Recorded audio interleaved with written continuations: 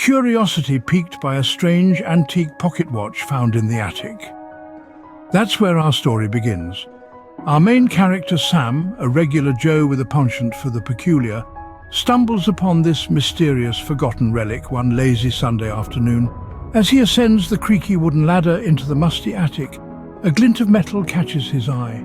There, nestled between dusty old books and discarded family mementos, lies the pocket watch. Its ornate gold casing is tarnished with age, yet it emits an almost magical aura that draws Sam in. Intrigued, Sam picks it up, the cool metal heavy in his hand.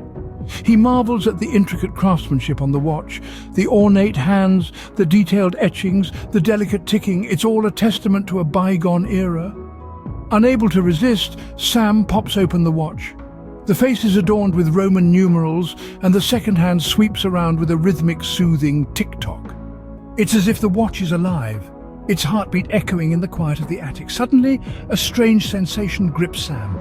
The tick-tocking seems to grow louder, resonating in his ears almost like a whisper. The room starts to spin, the attic's clutter blurring into a whirlwind of colours. Sam clutches the watch tighter, his heart pounding in sync with the watch's relentless ticking. A dizzying rush of images floods Sam's vision. The attic, his house, his street, all spinning and morphing at a blinding speed. The world around him seems to reshape and reform, like a painting being drawn and redrawn over and over. And then, as abruptly as it started, it stops. The world settles, the dizzying spin slowing to a halt. Sam blinks, trying to adjust his eyes to the sudden stillness. When he opens them, he's no longer in the familiar confines of his attic. With a disorienting lurch, Sam finds himself standing in a bustling Victorian marketplace. The pocket watch, still clutched tightly in his hand, has taken him on an unexpected journey. And this is just the beginning. Sam, standing bewildered amidst the Victorian-era chaos. The world around him was a swirl of sepia tones and horse-drawn carriages, bustling markets and ladies in bonnets. He was a stranger in a time that was not his own, a modern boy lost in the past's intricate waltz. The air was thick with coal smoke and the clamour of iron wheels on cobblestones. Sam's steps felt heavy, his heart even heavier. He was an alien, a time traveller, a boy out of sync with the rhythm of the world around him. Yet there was a certain charm to this era, a beauty in its simplicity, a rhythm in its chaos. Sam found himself lost in the crowd, swept along by the thrumming life of the Victorian streets. The sights, the sounds, they were all so vibrant, so full of life. He marvelled at the grand architecture, the cobblestone streets, the intricate details of the Victorian era. He was a living part of history, a silent observer of a time long past. He met characters straight out of the pages of a Dickens novel. The jovial butcher, the charming baker, the stern constable. Each encounter, each conversation was a step back into a time of propriety and etiquette. A time where manners mattered, where the spoken word was an art form, where life was a grand play and everyone was an actor.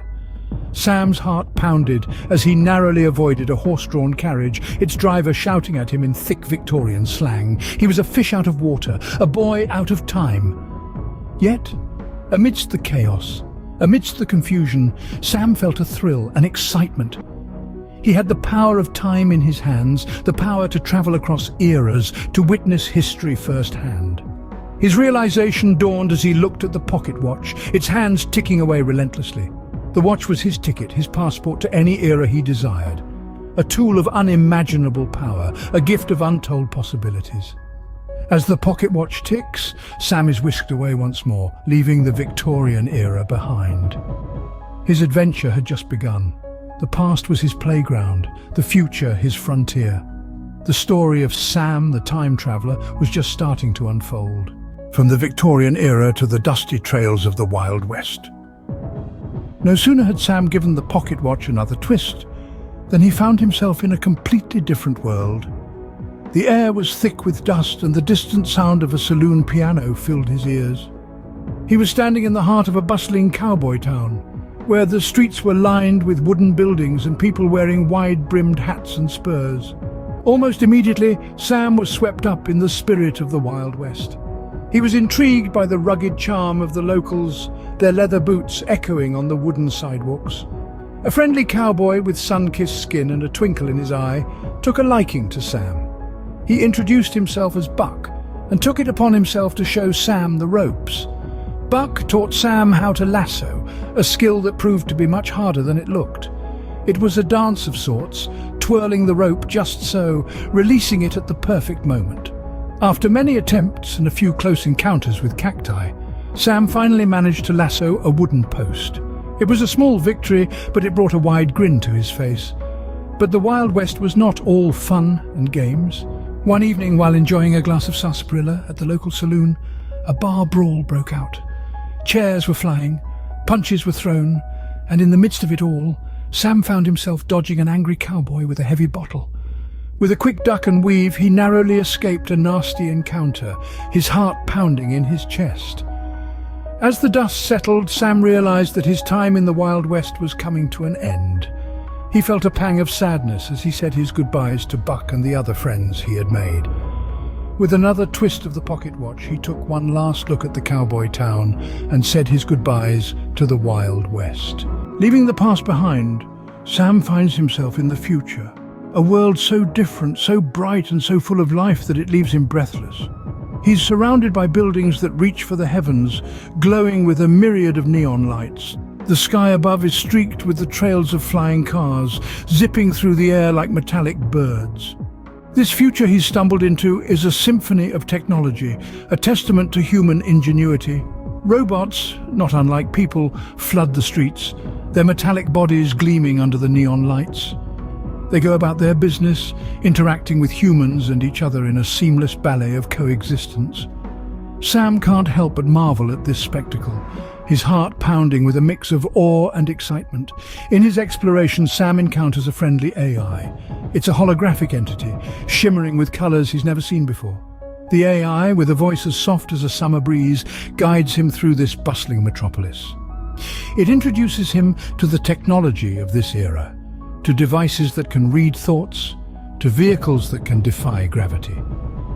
Everything is so advanced, so beyond his wildest imaginations, that he can't help but feel a twinge of envy for the people of this era. And then there's the food. Sam tries a futuristic dish, a concoction of flavors that dance on his tongue. It's a taste so unique, so out of this world that it leaves him craving for more.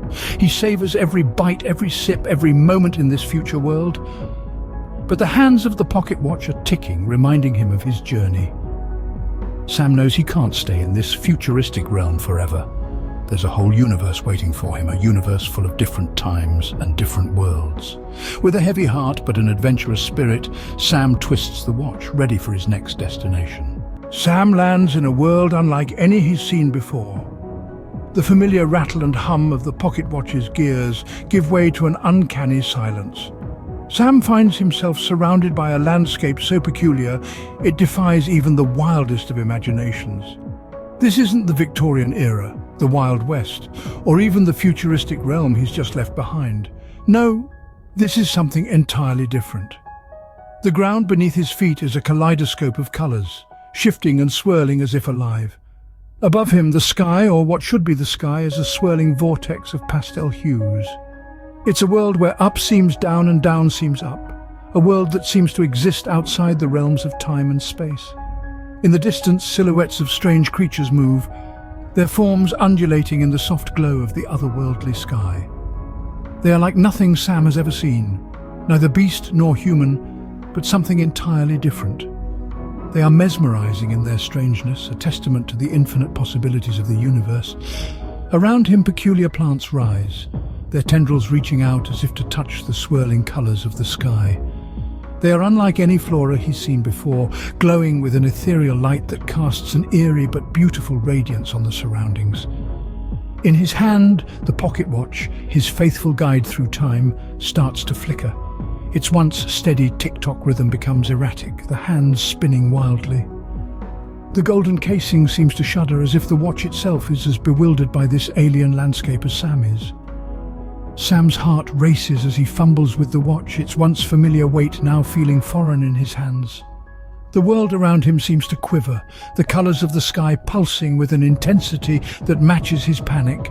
The strange creatures pause, their silhouettes frozen against the backdrop of the peculiar plants and the swirling sky. As Sam frantically fiddles with the watch, The screen goes black, leaving everyone wondering, where will Sam end up next?